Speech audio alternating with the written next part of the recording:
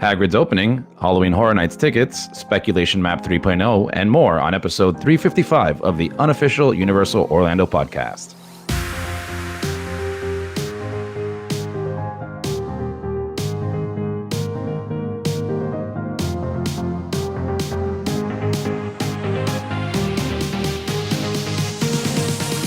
Hello, everybody, and welcome back to the podcast. We are glad you are here to join us today, and we have a really good show for you. But again, I cannot do this by myself. So, joining me, I have Lee. Hello, everyone. I have Tracy. Tracy's killing herself already over Hagrid's opening, and that's why I put it in there. I had to slow down on that one. You had to slow down on Hagrid's opening. Oh my God, what is going on? I'm gonna die. It's too soon, guys. It's too soon. Well, it really isn't. And So is Hagrid's how you guys opening been? the new party's backyard? Good. Might be. Yeah. It might be. I was fine until about 2 minutes ago. There's a terrible meme going around, and I think that's what was going through Tracy's head at the time. Oh, there's too much going through my head. We should make that the cover art for this episode. Yes, we should. Oh, yeah. Do it. Yes. How are you, Chris? Yes, good to have you back. At least we've got one of you back. Yeah. Maybe we're the same person. Oh, Who knows? Has anybody seen them in a room together? I haven't. Not too bad. Not yet. No. Yes, it was Yes. weird doing the show, just the two of us, the last 2 weeks. It was odd. We had to talk to each other. It was weird. Well, I am back. Hopefully Darren will sometime show up. And until then, we'll get the show on the road. Absolutely. So, Tracy, can you start us off with some Producers Club birthdays? I can. Right, we're going to start off with some belated ones because we're being told off. Thank you very much for that, Lee. Sorry, it's my fault. We know. We're going all the way back to February for the first one. Yeah. Sorry, Phil. So on February the 18th, it was Phil Lewis's birthday. Happy birthday, Phil. Happy birthday. Happy birthday. And then on April 23rd, St. George's Day over here. Oh. Yes, it was Benny Batcay's birthday. So happy birthday. Happy birthday. Happy birthday. And then on June the 1st, which thankfully isn't that far away, No. it's the February. Far ago. Whatever. Like, you're perfect. Anyway, June the 1st was Jeff Royd's birthday. So happy birthday for them. Happy birthday. It was Jeff Happy that birthday, pulled us Jeff. up. Because he was like, Yeah. I was sitting, listening to the I know. podcast, He was all getting all excited. excited for my birthday wish, and wah, wah, wah. He had his party hat and his streamers and Like, everything. Oh, And you let him down. sorry. To be fair, coming from the other side and you hear your birthday, it's kind of a special thing. So I Yeah. know. we're sorry about I'm that. sorry. It was my And by fault. we, I mean Lee, Yeah. because it's Yeah. his fault. It is my fault. It's So- entirely my fault. So, let me get the current birthdays out the way. And if you've missed anybody, I don't think so. I'm going to beat him for you. I promise. Right. So, June the 12th, we have Heather Vale's birthday. Happy birthday, Heather. Happy birthday. Happy birthday. And June the 13th, Oh, Hagrid's opening day. congratulations, Sam Naj. You share your birthday with Hagrid's Perfect. opening. Someone loved that as well. Happy birthday. Birthday. Happy birthday. June What the a 14th. lucky guy. June the 14th is Tyler Gallinana's birthday. Oh. Happy birthday. Happy birthday. Happy birthday. And finally, on June the 19th, we have Jennifer Noble's birthday. Happy birthday. Happy birthday. Happy birthday. Lots Cool. of cake. Yes. Yeah. Cool. Yeah. So we have July coming up soon. And Lee, would you like to talk to us about some July, events or event? As Chris has just said there, we are not far away from the annual We Kicked the Brits Out of the US celebrations. And Universal and Universal Orlando are getting in on the act. I don't think they've ever done 4th of July celebration. Not like this before, anyway. So, as any theme park can, they can drag a one-day celebration out over 3 days or more. So, from July 4th to July the 6th, Universal Studios Florida will feature special entertainment at the Music Plaza. In front of Rip Ride Rocket, DJ M Squared will be spinning top hits along with a live performance by the high energy band Radio. Anybody? Spelt with a Y? Radio? No. Nope. And they will be joined by Stilt Walkers and your favourite Universal characters and, well, not you, but you. Ah. Hungry but don't want to leave the action? Well, for this event only, you'll be able to get food and beverages delivered straight to the Music Plaza from Universal Studios Classic Monster Cafe. Cool. Your favourite summertime cravings will be available, including some stuff that we're not going to talk about because I'll leave that for Seth later.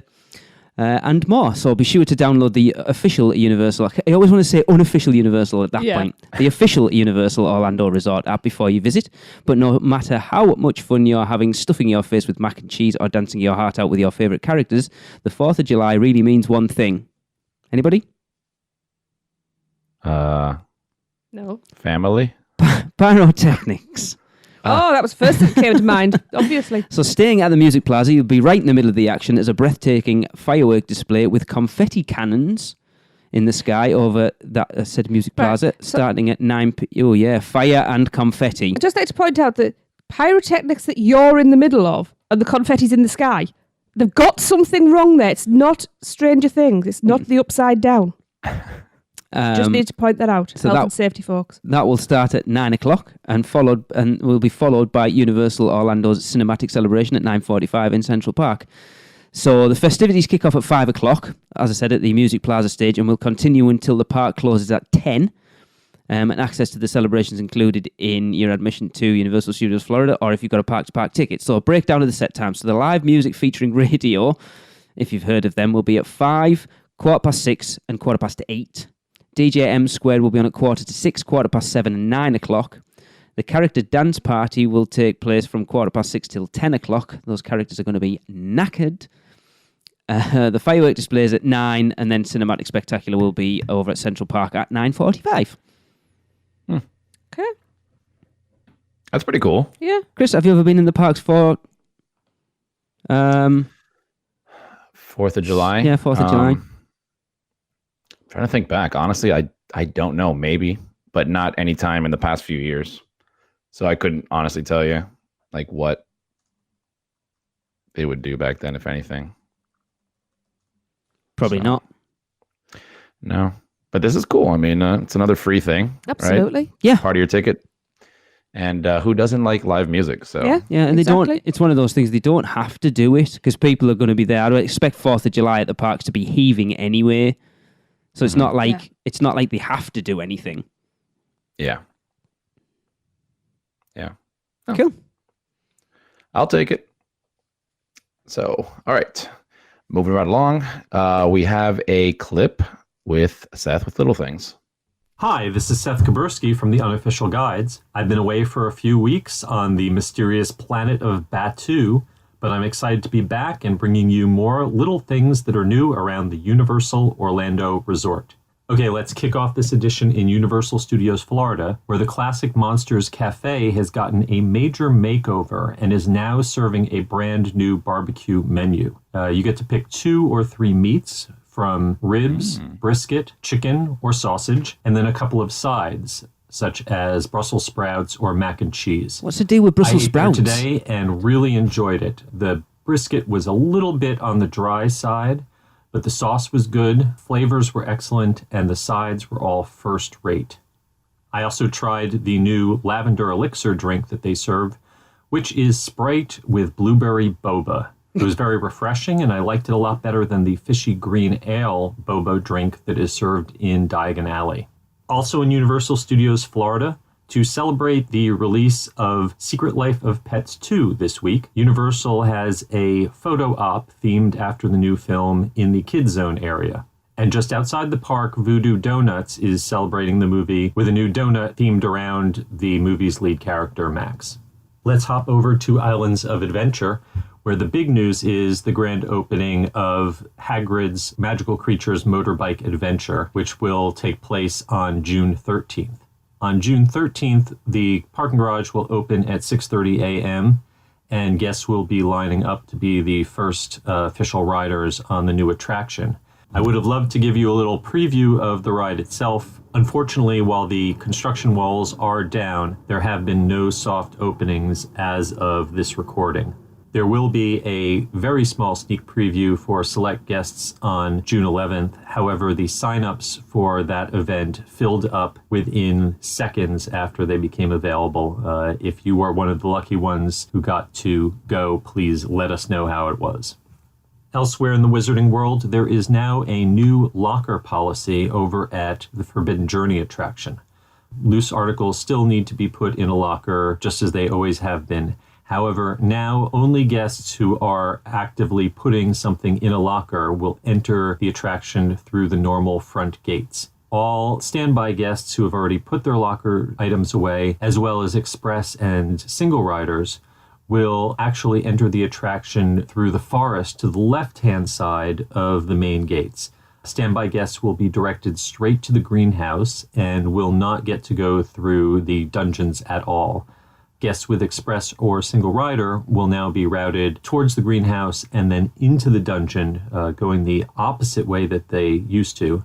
And they will still see the potions classroom door and the Mirror of Ersed, which will no longer be available, at least for now, to standby guests. Now, I believe this whole new rerouting system is temporary until new lockers, which have been rumored for quite some time, are installed outside of the attraction. For the time being, the new routing might seem a little confusing to those who are used to the old system. However, it leads to a lot less congestion around the lockers themselves, which is an excellent improvement. Next door in Jurassic Park, construction for the upcoming roller coaster have caused the timeshare kiosk to be relocated from near the River Adventure entrance over to the side of the Discovery Center.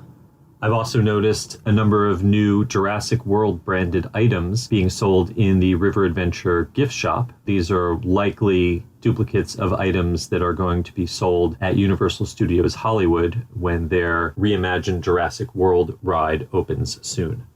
And the Raptor Encounter attraction in Jurassic Park, which was also relocated not so long ago, is now finally displaying a wait time. So instead of simply telling you when the attraction is open, they will now tell you approximately how long you will wait to meet a raptor. Last but not least, a couple of food notes out in City Walk. The Big Fire restaurant has had its construction walls removed.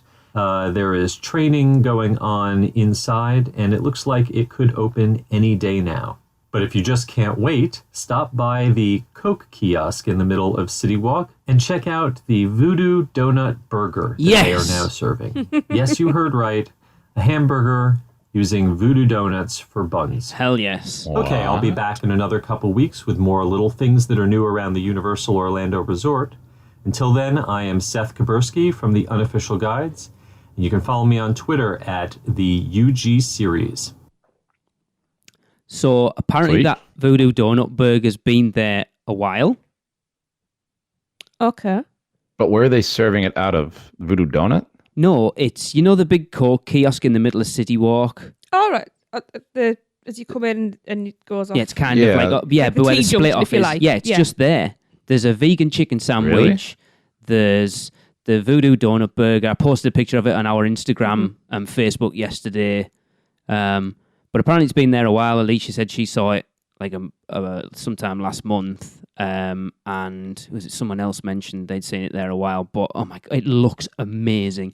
It's not like a donut cut in half. It's 2 whole donuts as buns. Jeez. And Wow. with bacon and cheese and a burger, and it looks amazing. Mm-hmm, it does. Let me look at this. Ooh. It's kind of weird though, right? Because that spot doesn't have any grills or anything. So would they just bring in the burgers over? Seth posted a picture on the UG Series Twitter, and that's what it looks like, because they're kind of wrapped in that silver sort of Five Guys foil. All right. So yeah, I assume they get made elsewhere and just brought over to there. I mean, I'll give it a try. Oh, just for science sake. Absolutely. Of course. Big Fire's looking awesome. It's looking. We said the other night it looks quite high It end. looks really cool. The I think it was Inside Universal posted a little video at the sign at night, and it looks like it's fire. Yeah, behind I like it. that. It looks awesome. Is it No, it's just like a lit sign. Yeah. Oh, just ignore me. My brain's not working. Like little screens. It looks nice. Yeah, I it looks assume nice. No, I don't think so. It doesn't look it. I'm looking forward But yeah, to it looks trying really out. good. That's going to be fun with a vegetarian. We'll try it out in October when she's not with us. Yeah. But it does. I mean, it's nice to have some other options there in City Walk. Absolutely. Yeah. Because you can burn out the foods when you're staying there for a long amount of time. Yeah. But like, say we were watching, I think it was Tim Tracker's. Was it Tim Tracker? It might have been viewed from the cheap seats, and it looks like a high-end restaurant. It doesn't look like a cheap sort of burger joint, which I know it isn't, but it looks good. I like it. Yeah. Me too. Definitely. And I was trying to understand the locker situation over there at the which ride was it? Forbidden Journey. It makes sense to not send everyone in. Well, they were doing that before though. Like they were doing that in last time we were there, they were doing it for Escape from Gringotts. Right. So there was a lady standing right at the door, and only one person can go in there to go get the stuff, or actually just to put it in because you come into the back to get your stuff. Right. So that was great. It looks like there's a long line to get in, but it actually goes really fast. Yeah. Until you get in there, and it's 1,000 times better than it was before because you have much less crowds in there, and you can get a locker. It's a lot easier. So I'm glad they did that there. I'm assuming they're doing that here, but I was still confused on what he was saying. So if you go into your bags, the rest of your party goes in a different way? Oh, that's what it sounded like, didn't it? And you get routed through like kind of the express line, so you miss out on some of the queue. But then how do you meet up with your rest of your party? I feel like that would be kind of an issue, right? Yeah. Like people just skipping the lines. Yeah, it does sound a bit odd. Yeah. All right, cool. So moving on again, we have some shocking information for you guys. Aha! So I'm pretty sure, if you follow the news on there, a lot of people have seen it already, but according to a report in the Orlando Sentinel, recently, guests who visited Volcano Bay on Sunday, June 2nd, began feeling small shocks in attractions as early as 9:30 in the morning. In addition, the guests continued reporting feeling some small discomfort throughout the day, and some lifeguards also began feeling electrical pulses. None of the shocks resulted in any physical injuries. The park didn't close down until 6 p.m., though. So it's almost 9 hours after the first shock was felt. Which is bizarre. In an effort, very, very, especially with liability. I mean, come on. So in an effort to perhaps calm online rumors and reassure future guests looking to visit this summer, Universal put out this statement about the incident. We know there are questions about the issues we recently faced at Volcano Bay, and we want to answer those questions. On Sunday, several guests began telling us they felt shocks or other similar sensations while in the park. Some of our lifeguards also told us they felt something. That's okay. I know this shouldn't be funny, but oh my God, in a water park, some of our lifeguards also told us that they felt something. But from what I understand, they didn't leave their post because it's a sackable offence. Oh my God. So they had to stay in the water, getting shocked. Oh my God, that's crazy. Got to go down with the ship. First, we began to take care for our guests and team members. Our medical staff asked each guest if they wanted to go to the hospital. All said no. A small number of our lifeguards asked to go to the hospital. Fortunately, they were quickly released and are fine. It took us some time to understand exactly where these shocks were occurring. As we identified specific areas, we quickly closed rides and other parts of those areas. We eventually closed the entire park out of an abundance of caution. We have worked with OUC, outside electrical contractors, and our own experts. And we now know the problem is specifically electrical. Really? That's shocking. We have spent the hours and days since Sunday testing and retesting our electrical system across the entire park. And we have made repairs and modifications to our electrical system. We believe this has resolved the issue. Some attractions within Volcano Bay remain closed while we continue testing, just to make sure everything is okay. We'll open them as soon as we can.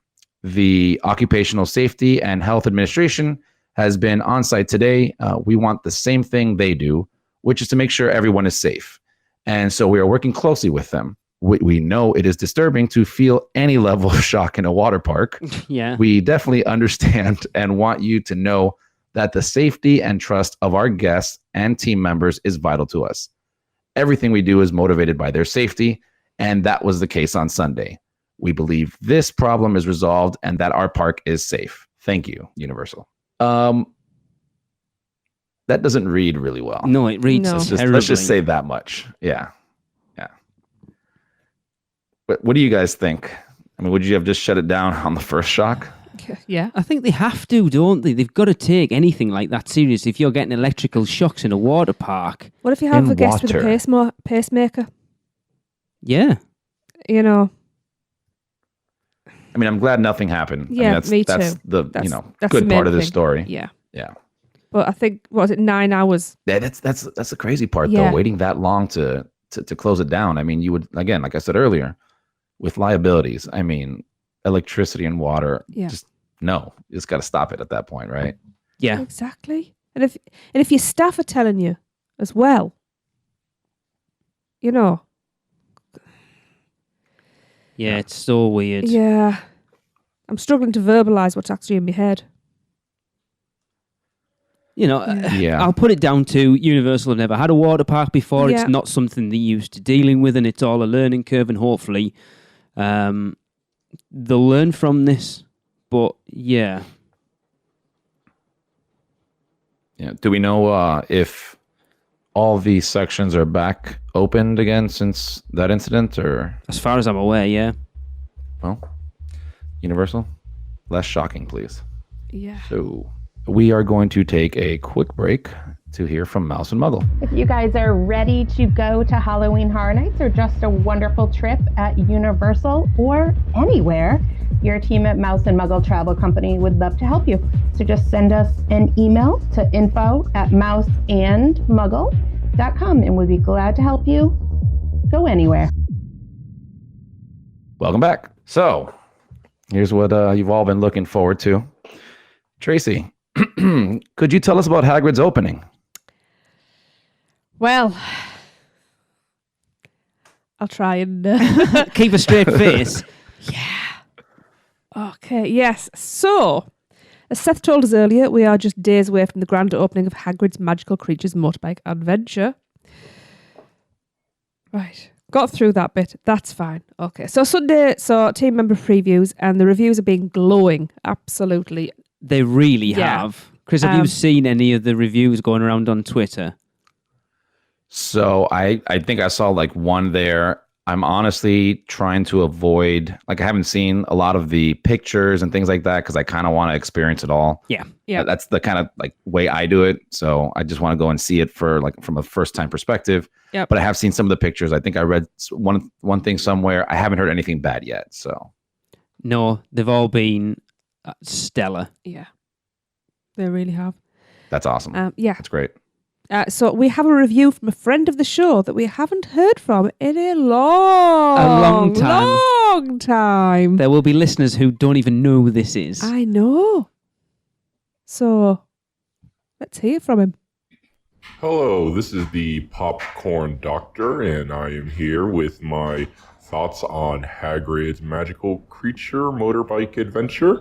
I recently had the chance to experience the queue and ride the attraction, and I just want to say first off, hands down, this is one of the most excellent attractions. In many ways, it reminds me of Harry Potter and the Forbidden Journey in that if you're a Harry Potter fan, you're absolutely gonna love it. But even if you're not a fan, you're just gonna appreciate and be thrilled by what a great ride this is.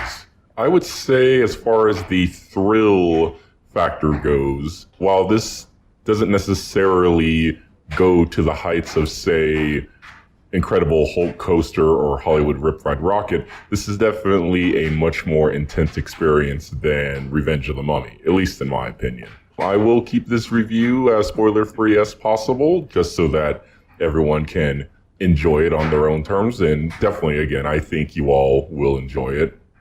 The queue is definitely more intimate than the queues for Forbidden Journey and Escape from Gringotts. However, there are rooms that have so much detail and so much creature mythology, either written or displayed or as hidden Easter eggs and whatnot, all about creatures that you'll see on the ride, creatures you may not see on the ride but have been either mentioned or seen in the books or movies, and maybe one or two from Fantastic Beasts. In case you are wondering, in the queue there may or may not be a reference to a certain former dragon-themed roller coaster.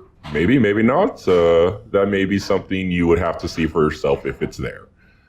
As far as the ride itself, again, I'm not going to spoil it, but again, this is just simply put such a great experience. And what's really cool is that despite the things you may know or may not know about the details of the ride, it still all comes together in such a great, thrilling way that, again, it's just a great time. One thing I will say as a personal experience, when I rode this during the last hour of dusk before nightfall sort of came and made Hogsmeade completely black and dark. So the conditions that I rode it in, because it was the last hour of dusk, the outdoor segments were so kind of bathed in this dark blue color hue. It had also been raining for most of the day. And so when I was actually on the attraction, there was still the lightest of rain going on, which sounds like kind of a dreary experience for any type of outdoor thrill ride. However, because this is a attraction that takes place in the Forbidden Forest, this really honestly was probably the most perfect environment and scenario for me to experience it. You know, something that unfortunately I probably won't be able to replicate any other times I ride. But even if I don't have that same type of experience, I'm going to have just a great time, as all of you are going to have. I can't wait to hear your thoughts when you come ride this in October during the Weekender. So this is the Popcorn Doctor saying, see you later. It sounds awesome. Wow. Yeah, it does. So excited. I cannot wait. Like, it's something that occurred to me there when he was talking about doing it at that last hour of dusk. I wonder if the headlight comes on the front car and like the motorbike at the front. Oh, that'd be so cool. Probably, right? Because I mean, they have lights on the Hulk ride, and that's not even a Yeah, That's vehicle. true. Yeah. So Yeah, I hope so. I would see them definitely doing that. Because I can imagine that ride at that late hour would be completely different than it would be during the day. Oh, aye. Yeah. I think they should put some like misters there to also simulate a little bit of rain. Yeah. To make it gloomy like that. Universal, if you're listening, apparently that's the best way to ride it, with a little bit of drizzle. So make it happen. Just set the sprinklers off. A little bit of drizzle on Hagrid's opening, and that's it. It's going to be a great ride. But I know, I'm trying to ignore it, honestly. So some of the reviews that I've seen kicking around, I think there was Alicia retweeted sort of saying that it feels a lot faster than people were expecting it to be. The launches are, I think someone said the launches are legit. Uh-huh. But don't forget, we know from Velocity that but it's not that type. No, but you're in a different position to what you're used to. Also, the sidecar's lower, and we all know that being low to the ground makes you feel like you're going faster as well. So yeah, you're going to feel faster in that sidecar than you are on the bike. I would imagine so.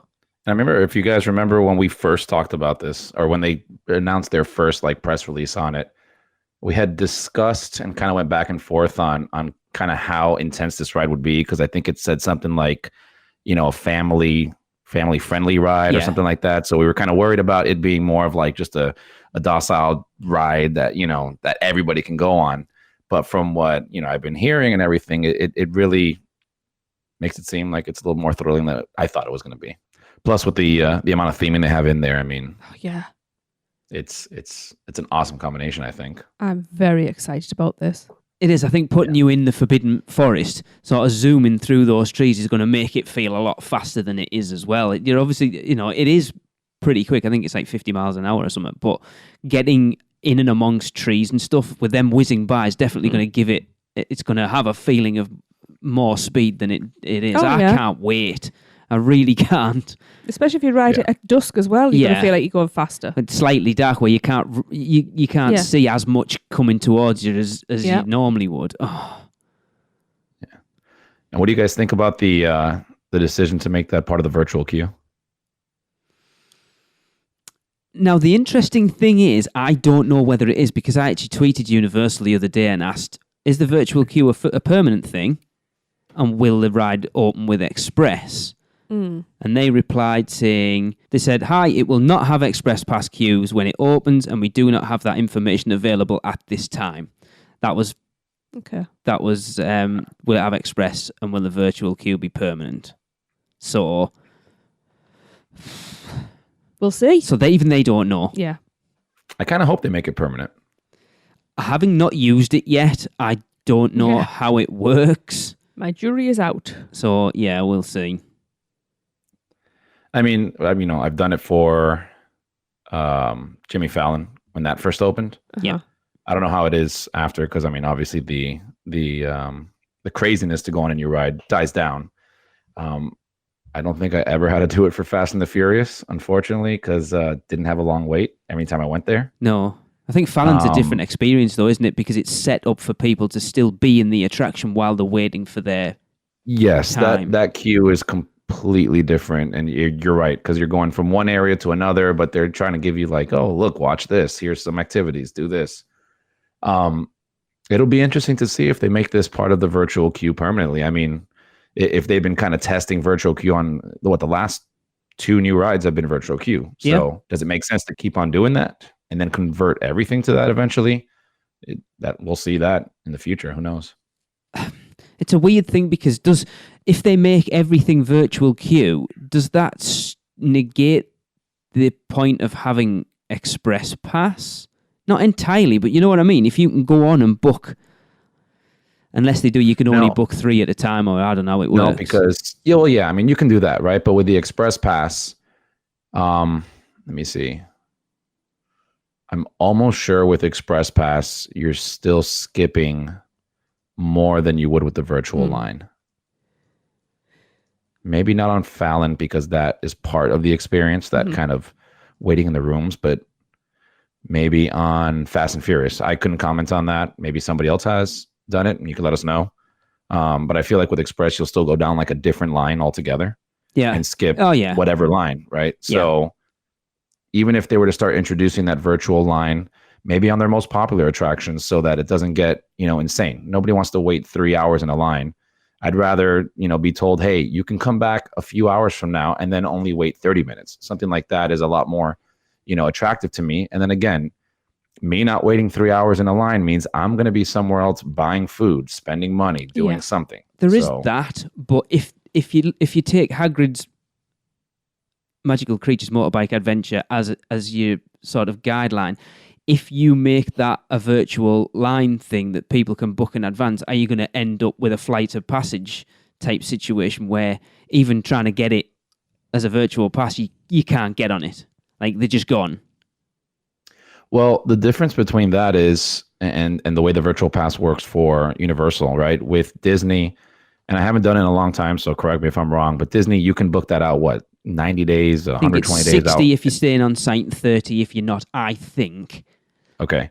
Virtual line can only be done when you are in the park. All right. Oh, well, that's good then. That's good. And they had to that's fix concern, it. isn't it? Yeah, they had to fix it before too, because you used to be able to do it not even in the park yet. Like, you can be in the parking lot. So they had like kind of the location-based thing, knows where you are. Right. So it'll allow you or not allow you to do it. So I know back then the trick was, hey, once you get up into the garage area, you can already book your virtual pass. Yeah. I think they fixed that so that you have to be very close to the ride in order to book it online. Right. So again, those are little things that kind of help the whole process along. Yeah. And that's why I'm kind of, interested to see if they make that decision for this ride. Yeah. Yeah. What the addendums? Yeah. Who are the addendums from? From the Popcorn Doctor. And he said the podcast doctor there. That's not what he's called. No. So, he's also said, I believe people who think Universal have been too screen dependent or have been positive about the last few attractions will have their fears quelled. That's good. There's a small interactive element of the ride vehicle. If you don't interact with it, it's no big deal and you're not missing anything huge. It's just a nice detail that theme park nerds can know about. I know what it is. So do I. But I'm not going to say what it is because Chris doesn't want to know. Shh, please. Do you want to know, Chris? Okay, go ahead. It's a button. You get to play with Hagrid's I'm button. not sure whether it's on the motorbike or whether it's in the sidecar. Do you thumb it? But apparently at the opening scene, behave Don't use yourself. that word again. The Hagrid animatronic tells you to press the button, and you press the button, and off you go, I assume. Do you get 100,000 points for hitting the button? Maybe. No? Okay. So it's not That's really cool. interactive, but it's just a just cool a- little yeah, thing for an people to play extra bit. along with. Yeah. Now, Universal have released these tips to maximise your day if you're thinking of heading down to Islands of Adventure for the day of opening. Brave if you do. Well, we'll find out, won't we? Yeah. Islands of Adventure may open earlier than scheduled, so you can begin queuing for the new experience. They'll have dedicated team members stationed throughout the line to assist you and answer any questions you have. They are saying, be sure to have your camera ready. You never know who you might see. So the Weasley twins, because they're always Yeah, they're there. always. I think they live there. Now, are we going to see Robbie Coltrane? Don't know, because he came out for a celebration of Harry Potter a couple of years ago. He was supposed to, didn't he? He was taken ill. Yeah. So Well, I'm pretty sure he'd be recovered by now. I think you would This expect is his him. ride. I think you would expect him Yeah. to be there. Now, the virtual line, beginning June, as we've been talking about, beginning June 14th, there may be times when our team members ask you to join the virtual line on the official Universal Orlando Resort app to experience this ride. Now, that'll allow you, obviously, as we've been saying, time to enjoy other attractions or food or whatever you want to do in the park until it's time to join your queue. So basically, they don't know at the moment, and they're hedging the bets that it is going to be crazy. Yeah. And then when it is crazy, they'll add that in. If it's not, then they won't. It's going to be crazy. Let's face it. Oh, yeah. Yeah. For sure. The line's going to be out City Walk for this. Is it hell? It is. No, it won't. It is. No, it won't. Well, before they open the gates and let them in, it will I don't be. think it'll I be think that it will busy. be. Do you want me to go through how virtual queue works? Just do it quick, because I don't know how it works, I'll be honest. Step 1, download the app. Simple. Step 2, once you're in Islands of Adventure, open the app. Always helps. Tap the icon for Hagrid's Magical Creatures Motorbike Adventure, and then select how many people are in your party, select a return time to join the queue. You have to be in the park in order to secure your return time. There you go then, Chris. There you go. Step 3, enjoy everything else until your return time arrives. Step 4, when your return time arrives, head to the designated attraction entrance where you'll wait for your ride. The remainder of your wait time will be posted at the entrance when you arrive, and all you have to do is scan your virtual line pass on your mobile, and then you're ready to join the queue. So Okay. Robin and Michelle will be there.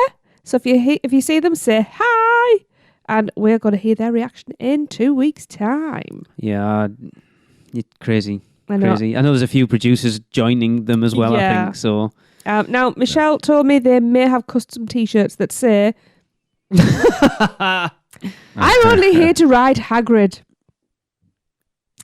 yeah, she's hoping to Genius. have Yes. them ready in time. If not, they will have their name badges on. But for now, if you're heading down, be nice and enjoy. And why does it have to be nice? Because it's going to be mental. Okay. Yeah. It'd be Yeah, good that'd be nice. if they could, and maybe any of the producers going out there, maybe do some live video for the Facebook page. Yeah, Yep. that'd be cool. Yep. So yes, if you are going, let us know your thoughts on the latest addition to the parks. And you can tweet us at UUO Podcast, or you can email us at podcast@uuopodcast.com, or the Facebook pages. You know where we are. Yeah. Cool. Yeah, Online. I can't wait. I cannot wait. Not long now. Michelle keeps saying, you have to wait till the weekend to ride Hagrid for the first time. That sounds wrong. I can't say it.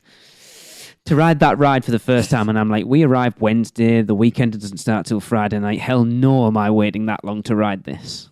It's bad enough we have to wait for Fast and Furious. That's why I want express pass for it, so we can ride the absolute living out of it before the weekend.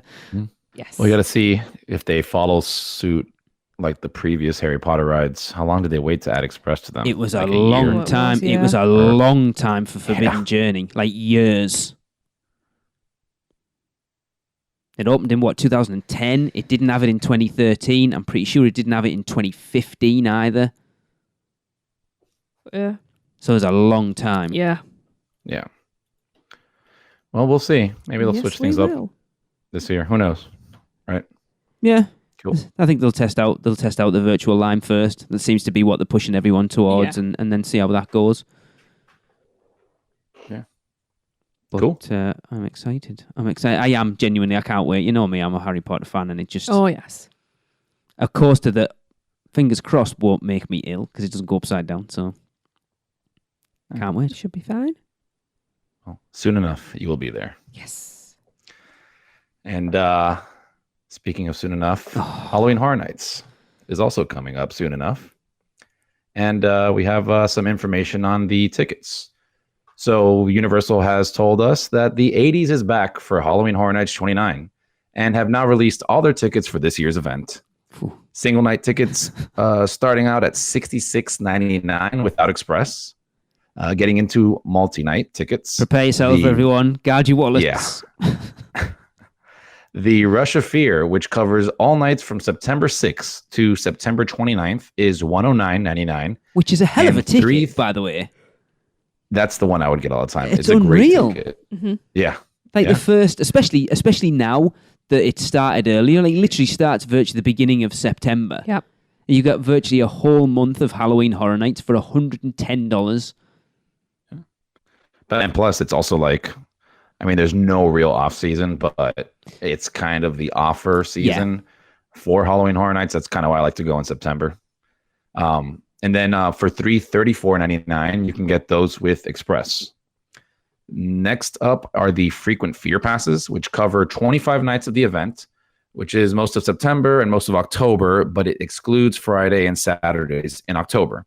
And that one goes for $119.99 and $374.99 with Express. Again, if you're not bothered about Express, $120 for 25 nights of Halloween Horror Nights is unreal. Yeah. If you went to every night, it's costing you less than $10 a night. No, it's crazy, isn't it? And honestly, if I lived in Orlando, that'd be the one I would get, right? Because, I mean, I don't have to go on Saturdays or Fridays. I'd probably go on Sundays or the weekdays. Yeah. Then you can jump up from there. So if you do want to go in on the Fridays, you can get the Frequent Fear Plus, and that will cover 34 nights of the event. And like I said, it adds in Fridays. And those go for $139.99 or $459.99 with Express.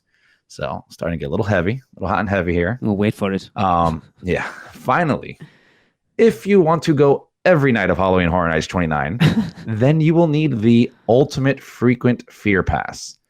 And that will set you back $259.99 or $679.99 with Express. Wow. Yes. These prices I've told you are exclusive of tax.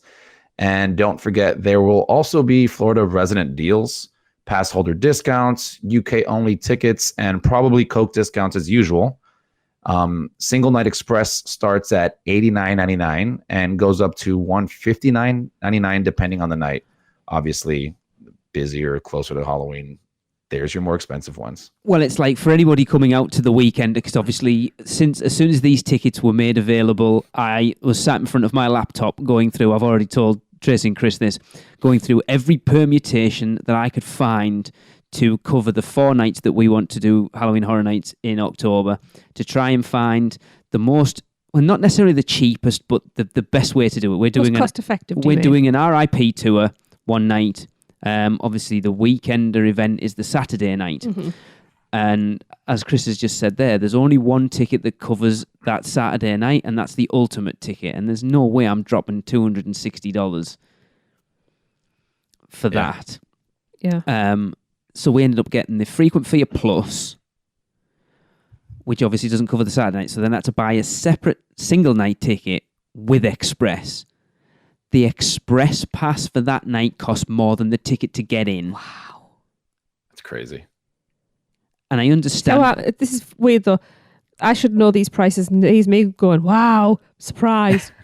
Just let him get on with it. The thing is, like, if Darren was here, he'd say the same. We know that Saturdays have always been the busiest time, and that's what they're trying to do now. They're trying to price out Saturday nights because they know most people won't buy the ultimate ticket. Yeah. And if you see that the cost of an express pass is $140 and then it's like $100 to get in, people are going to, whoa, hang on, I'll go during the week. So they're trying to spread the crowds out more. So I do get it. But wow. Yeah. It's like, what is something worth? Yeah. As much as someone's willing to pay for it. Yeah. So And if they see a decline in that, then, we'll see what happens with ticket prices. And as I said, as far as, we're doing an RIP tour. So I was on Google Hangouts with Michelle when she rang up to book ours. I found the email from when we booked it in 2015, and it was $1,489 and some odd cents with tax on top. Worked out about $1,500, and that's for 10 people. This year, the same for 10 people. It was $3,080 something for the same thing. I was like, oh, that's expensive. Mm-hmm. It's like doubled in 4 years. Yeah. Because I told Michelle we paid $1,500. She was like, no, that can't be right. And I was like, there's the email. And that's how much it was. It's crazy. But they are worth their weight in gold. Chris, once you have done an RIP tour, you will realise that it's like, I can't do Halloween Horror Nights any other way now. You guys are gonna mess me up with this one. Sorry. That's all I'm gonna say. Oh, it's really bad. Like $1,500 one buy, it works out $150 each, and it's nothing. I know you've got to pay for your ticket in on top of that as well, which makes it is expensive. It's not even. But I mean, it's basically like paying for Express right now. Well, it's better than Express. And being private. Yeah. No, but I mean, cost-wise, right? Express for that night would have been $160 anyways. Yeah. And now you have a private tour that takes you to the front and all that. And you cherry pick what you want to do. Yeah, it's entirely up to you. If you as a group go, there's 2 or 3 houses that you're like, do you know what, they're cack, let's not bother. Mm-hmm. We just want to concentrate on those 7.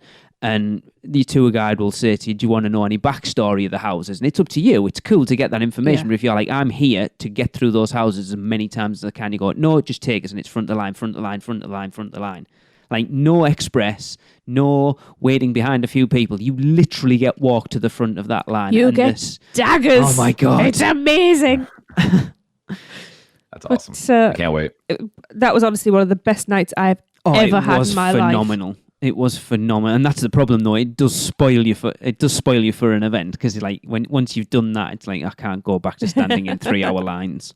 Yeah, but it will be interesting to see with all those tickets and that now to see whether it does have an effect on the crowds this year. Yeah, guess we'll find out. Yeah, because like I said, normally I would get the Rush of Fear pass. Obviously, it's not covering this weekend that the weekender's going on. And then I was trying to jump on that buy one, get one special they had, but then that was not inclusive of Fridays or Saturdays, and it just wouldn't work out. I mean, I'd buy it, I would have an extra night that I would not use. So there was no point. I was going to wait and see, what comes out of all this. So might end up just having to buy a couple single nights. My fingers are crossed that because of all of this, that Fridays and Saturdays might end up being the quieter nights this year. Oh, you've done it now. I think that's what they're trying to do. Whether it works or not is a different matter, but I think a lot of people might look at that who aren't necessarily locals and going for a lot of nights or might just be on vacation for a week, won't necessarily want to pull the trigger on, say, a 2-night ticket for a Friday and a Saturday when you can buy one of the multi-pass tickets and go 3 or 4 times during the week. I still find it crazy that I'm having to buy a ticket that covers, 29 nights of the event so I can do 4 nights because that is the cheapest way to do it. Yeah. Like we've got 2 choices of ticket. I think the buy one, get one still available over here and then the frequent fear. That's our only options. And it's about the same price as the frequent fear plus in the US. So we're not getting decent tickets over here anymore either, like we used to. No, we're not. No. Because when we came over last time, we bought, it was 2-week park tickets, including Halloween Horror Nights. So you got 14 days Universal and Islands of Adventure, plus Halloween Horror Nights, any nights that fell within that 14-day period, but excluding Saturday nights. So if you went for 2 weeks, we could have hit something like 8 or 9 nights And it would have cost you, I think I worked it out, it would have cost us something like $8 a night if we'd have been able to go, if we'd have gone to every night of Halloween Horror Nights that we could have gone to using those tickets. Wow. So they've really scaled back on not just the US tickets, but the UK ones as well. So they're really wanting to, I think, kind of like you said, Chris, what can they charge? I think they're trying to push it as far as they can to see if there is a drop-off. Absolutely. And there is. I mean, there's always a wall that you're going to hit. I just think they haven't seen it yet. No. Yeah, I mean, every year is just crazier and crazier. This is the beauty of being in the know, because the amount of people you see lined up outside of the park waiting to get in, it's like, really, if you stay and scream's the way to go. Mm-hmm. I do never ever want to be queuing at the entrance to that park to get in. No. Ever. No. Because it's crazy. What amazes me is, I know when we went last time, the amount of people you see going into the event at like 8, 9, 10 o'clock. Which I kind of find weird. If you're going to go and you're paying however much it is for a ticket, even if you've got one of the multi-night ones, you want to be there early doors. And late are the times to go. But I don't know. I am excited anyway. I can't wait. Yeah. And I think you have some updated information for us on the speculation map. Yep. Horror Nights Nightmares have posted their speculation map version 3.0. Okay. Obviously, at this point, we've got Stranger Things is a definite now. Universal Monsters is a definite. Nightingale's Blood Pit is a definite. Depths of Fear is a definite. So everything that was on their initial speculation map has come to fruition. It looks like, I think it was Inside Universal or someone has been posting pictures of a orange and yellow tent type structure getting built out in Universal Studios Hollywood. So everyone's expecting Killer Clowns to get announced shortly. But this speculation map includes scare zones. Okay. So let's go through these because none of these make any sense to me. But anyway, the first one located at Production Central is titled Anarch-Ade. So ANARCH-ADE. Anybody, any ideas what the hell that might be? Not An a clue. arcade. I mean, Is it a play on arcade? Like, because we know they've said that it's the 80s. Maybe. Actually, that would be quite yeah. cool. that would be kind of cool, yeah. Having like an anarchy style riot mob or something like that mixed with arcades. I don't know. I've been looking at this speculation map for weeks, and that's the first Yeah. time I've actually looked at an arcade and gone, I bet that's what it is. So we're going to have gaming characters come to life on the streets. That so would much be like cool. Street Like Fighter and Dragon's Lair and Yeah. stuff. That would be cool. Snake. Like Pac-Man. It'd be like Pixels. Oh, so you need a snake, right? But if it comes and gets on you, you have to join the conga line. That would be cool. You just whack up.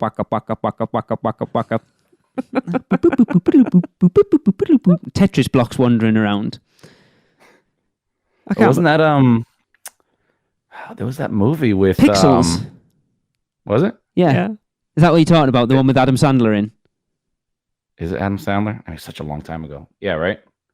And it had the bigger guy. Josh Gad. Yes. Yeah. And Kevin James. Yeah. Yeah, that'd be cool. Yeah. That would, yeah. Yeah.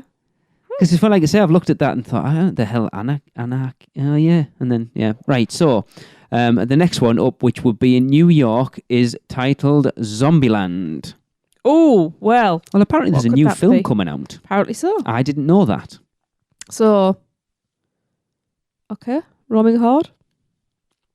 Yeah, it's a weird one because the Zombieland it doesn't lend itself necessarily to a scare zone, like nothing specific. It's been a long time since we've watched it, It has actually. Unless it's Yeah, going I'm to be looking based forward to on the new one. that new movie as well. Do you know anything about it, Chris? I know a little bit. So a buddy of mine sent me something on it. They are obviously making the second one now for it. Apparently, so the first one did pretty well. I thought it was a pretty awesome movie. And when I had read about it, it was actually supposed to be a series. So the guys wrote out 10 episodes for the series. They shopped it around to all the different studios out there and try to get it on. I think they even tried Netflix or something like that. Couldn't get it made into a series. Finally got reached out and decided to make a movie out of it. And if I remember correctly, they said that the movie you see is basically just the first episode and a good portion of the second episode. Wow. And that they have enough content to make, if they do it like that style, they have enough content to make 5-6 movies, because it was supposed to be, they already wrote out 10 episodes. Wow. So if it's anything like the first one, it should be pretty cool. Is it the same people, do you know? For the new one? Yeah. Is it Jesse Eisenberg and... Oh, and I love the title. I've just got it up on Wikipedia. It's called Zombieland Double Tap. Oh, nice. Love it. Yep. All the same people. Yep. Cool. I'm in. I'm definitely in. Oh, yeah. Awesome. Yep. I wonder if Bill Murray's in that one too. Okay, cool. Right, so the next one, which will be kind of where Killer Clowns was last year, is this one's weird because, again, for me, I don't know an awful lot of his stuff, but they've got it down as the music and films of Rob Zombie. That one's kind of weird. It's obviously metal and gore. I said, I literally have not seen a single Rob Zombie film. We need to sort that out. We will when things get announced. That means nothing to me, really. No. Moving on, let's go Central Park. And that one they have down as entitled Vikings. Ooh. Which I think could work quite well there, actually. Yeah. Something they've never done before. So, as long as there's no raping and pillaging going on.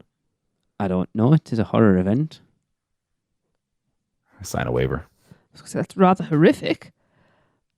I like Vikings. I don't see what there's not a lot of differentiation between. Is that even a word? Between the characters, you've just got Vikings look like Vikings.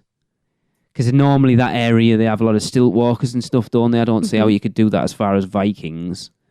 You think they would do like a twist on Vikings, like zombie undead Vikings? Yeah, something like that. Maybe. Yeah, maybe Vikings that have gone down with the ship. Yeah.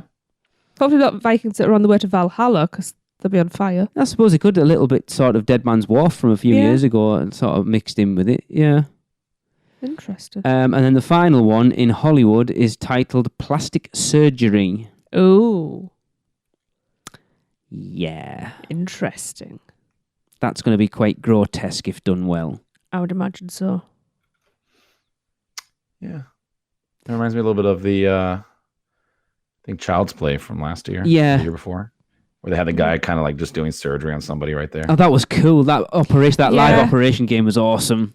Yeah, I love it when they do stuff like that. So there. Scare zones are always an awkward one, aren't they? Because I think unless you get in there, you're never going to be overexcited about something. But they seem interesting enough that they've sort of sparked my interest. Because we're probably going to spend a lot more time in the scare zones this time around than we normally do. I would imagine so. But yeah, and they, Horror Nights Nightmares seem to be on the button with everything. They had Depths of Fear on, and that was what it ended up being called. So they always seem to be on the nose. So I would expect at least 90% of what they've got down on that map to come to fruition. Yeah. Yeah. Hopefully a name change for that Rob Zombie one, because that just doesn't go well. No. They don't usually go with something that sort of... It's quite generic. Yeah, exactly. It's weird. Because that's what, I looked at Depths of Fear when we did the original one for this, talking about the houses, and Depths of Fear didn't feel like a house title. It felt like a placeholder, and it ended up being true. But yeah, the music and films of Rob Zombie's a little odd. But I don't know what else you could call it. That's the problem. We shall see. But they need to hurry up, because we are What we worked out, August, September. 3 months away from the start of Halloween Horror Nights. Less than 3 months at this point. Yeah. And we've still got 1, 2, 3, 4, 5, 6 houses to announce and all the scare zones and the show, which everyone's assuming is Academy of Villains, but I hope it is. They we posted up seen recently that they some practicing for the new year already. Oh, I don't know. I could have sworn. I got to go back and check on Instagram because I follow a couple of the guys that do the dancing for that show, and I think one of them posted up something recently, like preparing for it. So I'll see. Cool. Send it over to you if I find it. I hope it is. Yeah. Even if it's just for this year, with Jesse and I just not having seen them, it'd be nice to see them at least once. Yeah. They're fun. They bring good energy to the show, and I personally like the year before is better than last year's, but it was still enjoyable. So cool. Yeah, so that I think is going to wrap up the show for us this week. Yep. Now, don't forget, UUOP, the Weekender tickets are still available. So head over to uuoptheweekender.eventbrite.com to get yours if you haven't done that already. And yes, we want to see you all. Oh, we want to see everybody out there. I want to be bombarded. Yeah. And for a little twist, we're going to end with our first Universal Is from Benny Batke. Now, if you want to be involved, just send us your answer to Universal Is in 3 words or less to podcasts@uuopodcast.com. So, Benny's said, Universal is better than Disney. Woohoo! See you next time, guys. Cut, print. That's a wrap for another episode of the unofficial Universal Orlando podcast. Never miss a show by subscribing on Apple Podcasts and leave us a rating and review while you're there. Not an Apple user? You can listen on Stitcher, Spotify, YouTube, iHeartRadio, or your podcatcher of choice. Email us any questions or comments to podcast@uuopodcast.com. Follow us on Facebook, Twitter, Google+, YouTube, Instagram, and Pinterest. Just search UUO Podcast. Keep up with the latest news, rumors, and updates on our blog at uuopodcast.com. Thanks for listening. See you next week.